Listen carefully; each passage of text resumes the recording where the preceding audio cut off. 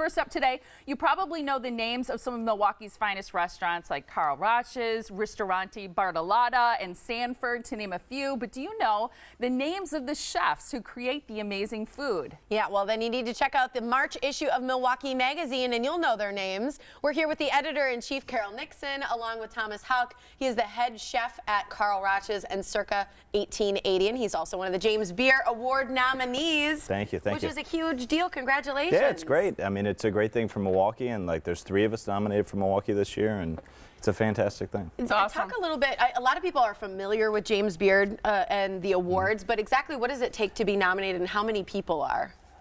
So they start with 15 people get nominated for each region, like we're the Great Lakes region, and you can get nominated by people that come to your restaurant, and they write in, and then a special panel from the James Beard Foundation. It's like the Oscars for the food world. How many people win a year? Do you know? Is it one person will win from each region? Okay. So it gets whittled down in a couple of weeks, and then those people will go to Chicago, and then hopefully some. Do you have a cook-off for it, or no? There's no cook-off. Thank goodness. There's no cook-off. The cooking's been done, so it's all been in secret. So it's exciting. We had a foreign exchange student from Spain actually last year, but the year before, my daughter was friends with several foreign exchange students from Germany, and we all, in a huge group, visited your restaurant. Oh, had a fantastic. wonderful time, and the food was awesome. So I'm excited to hear that you guys have been nominated. Carol, let's talk a little bit about this issue. So you got all these the 8 big name chefs all in one room to chat about what? Restaurants and that in Everything. Milwaukee? You know, this was a really exciting issue for us. I was working with Ann Christensen, our dining critic, and there's just such curiosity, I think, about chefs. You know, part of it is fueled by television and all the chef cooking shows, but also there's so much going on here in Milwaukee in our dining scene. So we thought we'd bring 8 people together, have this roundtable discussion. It was kind of interesting because, you know, Ann Christensen maintains her anonymity. So we had her on a modem, like speaking from the middle of the table. And I was she'd be in the corner with the bag on. Yeah. So like you really don't know who she is? No. I still don't know Ann. Wow. Love that. I've talked to her enough. I know her voice. Right. But I can't pick Ann out of a crowd. But do you know awesome. that's really her voice? Right. I'd hope so. Like, otherwise, everything's going to food now. So I hope so. But anyway, so we brought them all together, and all the chefs were so happy and spirited to be there exchanging ideas. They all seemed to know each other, but didn't, you know, everyone's busy, so they didn't have that much opportunity to just hang out and chat like this. And it was great. So we talked about, Thomas has a very good story about how he got into the business, so I think I'll ask him to tell that story. When I was 15, my dad sat me down and he said, you should understand some things now. I've worked for a long time and I have some money. You don't have any money, so you're going to need to go get a job.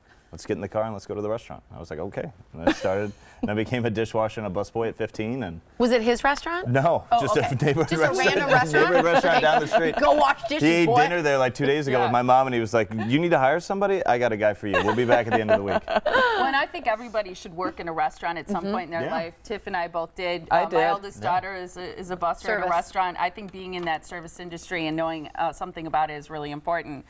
What surprised you, or what were your takeaways? Anything that really interesting you heard from another chef that maybe was unexpected? Not so much. We generally have the same feel about how, especially when you go to online reviews and Yelp and things like this, we all generally feel the same, that it's a good place to get the information that you need, like the hours, the business, and when they're open and closed. And outside of that, it's just entertaining. So you get to hear a lot of great stories of silly reviews and crazy customers, and it was nice just to sit around and talk to everybody and see that we're all in this together. And that's the big thing with the Milwaukee chefs. We all want to see each other succeed, and that's a good thing. So there wasn't an underlying feel of competition between the 8 of you? No, And for the most part, we know each other really well. Yeah. And when one does well, it brings everyone up, and we want to see Milwaukee do well as a whole, and we work together. What's your favorite dish that you create? I love foie gras, so we have a You do? foie with cranberries right now and blood oranges, and I could eat that every day. Yeah. That's awesome. Carol, so what do you hope that readers of Milwaukee Magazine will take away from this issue and sort of this intimate conversation that they had with the best chefs in town? Well, for me, there were a lot of takeaways. One of the things that I found really interesting was I was asking about different types of cooking, and if there was sort of a Milwaukee cuisine or a Milwaukee trend in food. And what everybody seemed to agree on was that it's more about the chef, and that, you know, if you go to a restaurant for that chef's food, which is sort of an evolution from, you know, 20 years ago when you went to a restaurant for Italian food or whatever. So that I thought was fascinating.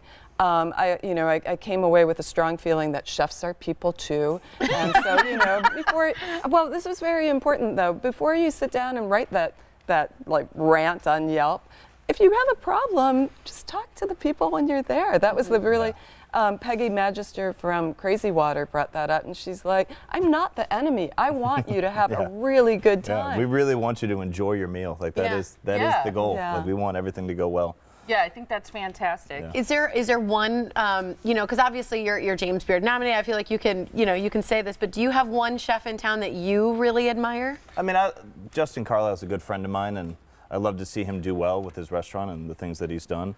And then Dan and Dan from Dan Jacobson, Dan Van Wright. They're just good people, and you want to see them do well. I have yet to go eat at Ardent, right? You should go. You should go to Circa. Talk about it. You should go to Circa first. Go to Circa first. Circa second. Then go to And wrap it all up with Dan. There we go. What a weekend, yeah. It was great to meet you. Good I luck really to you. appreciate it. Thank you. Thank you very with much. this nomination. That's super great. What a wonderful issue. And as part of the issue, we have an event on April 19 where we're bringing together all the chefs for a night of tastings, and there will be music. And it's already so popular that it's sold out. Yeah. But we're really excited about it. You got to do it again. We are. Yeah. We are. All right. And the part of the proceeds is going to Hunger Task Force. So Wonderful. We're really excited about MilwaukeeMag.com is the website for more. Congrats to you. And Thank you thanks very so much. I Carol. appreciate it. Yeah, congratulations. Thanks, both of you.